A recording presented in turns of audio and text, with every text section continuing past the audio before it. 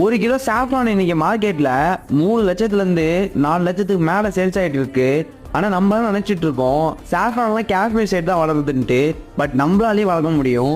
அது எப்படி வளர்க்குறதுன்னு step by ஸ்டெப்பா சொல்றேன். அதுக்கு முன்னாடி இந்த மாதிரி யூஸ்ஃபுல்லான பிசினஸ் சேனல் வாட்ச் பண்ண என்னை இப்பவே ஃபாலோ பண்ணிக்கோங்க. அண்ட் இந்த பிசினஸோட இன்வெஸ்ட்மெண்ட் உங்களுக்கு கண்டிப்பா 10 லட்சம் தேவைப்படும். அதை நீங்க 2 வருஷத்துல சம்பாதிச்சிட முடியும். ஃபர்ஸ்ட் நமக்கு ஒரு கண்டெய்னர் டைப்ல இல்லாட்டி ஒரு ரூம் டைப்ல க்ளோஸ்டான இடம் வேணும். அதுல தான் ஈஸியா சாஃப்ரானா வளர்க்க முடியும். கூடவே உங்களுக்கு காஷ்மீரோட கம்ப்ளீட் வெதர் டேட்டா தேவைப்படும். ஏன்னா அது மூலியமா தான் சாஃப்ரானை ஈஸியா வளர வைக்க முடியும். ரெண்டாவது ஹியூமிடிட்டி கண்ட்ரோலர் தேவைப்படும். அதை வச்சு உங்களால ஹியூமிடிட்டியை கண்ட்ரோல் பண்ணிக்க முடியும். கூடவே நமக்கு கார்பன் டை ஆக்சைடு கண்ட்ரோலர் தேவைப்படும். அதை வச்சு நம்மளால போட்டோசிந்தசிஸை பண்ண முடியும். ஸோ 3வது முக்கியமான விஷயம், சாஃப்ரான் அதிகமா ரெட் அண்ட் ப்ளூ லைட்ஸை அப்சர்வ் பண்ணும். ஸோ கண்டெய்னர் ரெடி ஆனதுக்கு அப்புறம் லைட்ஸை இன்ஸ்டால் பண்ணிருங்க. இதோட ப்ராசஸ் இன்னும் நிறையவே இருக்கு.